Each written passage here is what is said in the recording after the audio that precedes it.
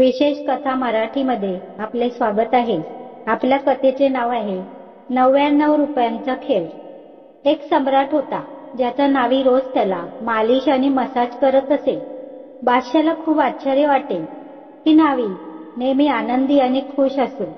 त्याला रोज 1 रुपया मिळायचा, त्यात तो भरपूर खायचा प्यायचा, मित्रांनाही खायला प्यायला द्यायचा आणि रात्री झोपल्यावर त्याच्याकडे एकही पैसा उरत नसे। तो शांतपणे झोपायचा। सकाळी राजाला मसाज केल्यावर पुन्हा 1 रुपया मिळायचा। तो इतका आनंदित दिसायचा की बादशाला त्याचा हेवा वाटू लागला। सम्राट इतका आनंदी कधीच नव्हता। तो दुःख आणि चिंतेने भरलेला असायचा। त्याने नाव्याला विचारले, तुझ्या आनंदाचे रहस्य काय आहे? तो म्हणाला, मला काही माहित नाही आणि मी हुशारही नाही, पण मला आनंदी पाहून जसे तुम्हाला आश्चर्य वाटते तसे मला तुम्हाला पाहून आश्चर्य वाटते। तुमच्या दुःखाचे कारण काय? माझ्याकडे काहीही नाही तरी मी आनंदी आहे। तुमच्याकडे सर्व काही आहे आणि तरी तुम्ही आनंदी नाही। तुम्ही मला अधिक आश्चर्यचकित करता। सम्राटाने मंत्र्याला सांगितले की ह्याचे रहस्य शोधावे लागेल। हा नावी इतका खुश असतो की माझ्या मनात ईर्ष्येची आग पेटते।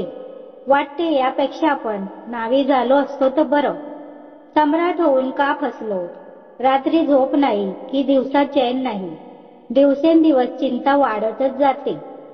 एक समस्या सोडवली तर 10 उद्भवतात। मंत्री म्हणाले, काळजी करू नका, मी त्या नाव्याला सरळ करतो। मंत्री गणितात हुशार होता। सम्राट म्हणाला, तू काय करणार आहे? तो म्हणाला, काही नाही, 2-4 दिवसात माहीत पडेल।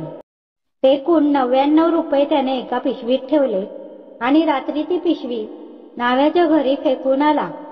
सकाळी जेव्हा नाव्याला जाग आली तेव्हा त्याने 99 रुपयाची पिशवी पाहिली। त्यातील रुपये मोजले तर तो फक्त काळजीत पडला। तो म्हणाला, आज फक्त 1 रुपया मिळाला तर आज उपवास ठेवून 100 रुपये पूर्ण करू। बस गडबड सुरू झाली। जमा करायचा कधी विचारही केला नव्हता, ना जमवायची सोय होती। त्याला 1 रुपया मिळायचा जो त्याच्या गरजेसाठी पुरेसा होता। त्याला उद्याची चिंता कधीच नव्हती। तो फक्त आजच मध्ये जगत होता। आज पहिल्यांदा उद्याचा प्रश्न उठला। फक्त 1 दिवस त्रास सहन करावा लागेल आणि 100 रुपये पूर्ण होतील।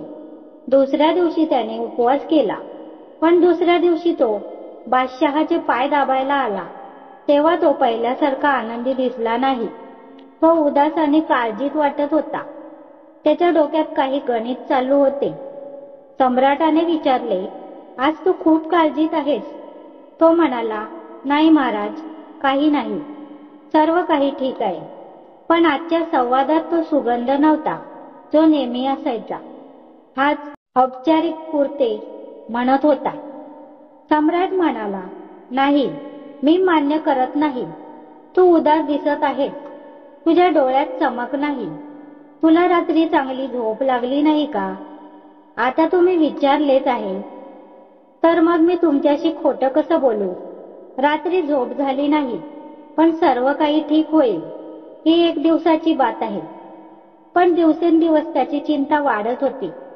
100 रुपये पूर्ण झाल्यावरही तो विचार करू लागला की आता 100 झाले आहेत, आता हळूहळू जमा केले तर 1 दिवस 200 रुपये पर्यंत पोहोचेल। आता तो एक पाऊल टाकू लागला।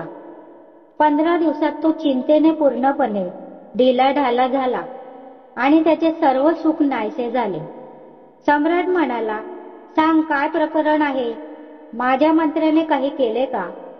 मग तो हैराण झाला। नावी म्हणाला, तुम्हाला काय म्हणायचे आहे? तुमचा मंत्री? अच्छा, आता मला समजले। अचानक मला माझ्या घरात एक पिशवी पडलेली दिसली, 99 रुपयांची। बस त्या दिवसापासून मी अडचणीत आहे। 99 रुपयांचा खेळ।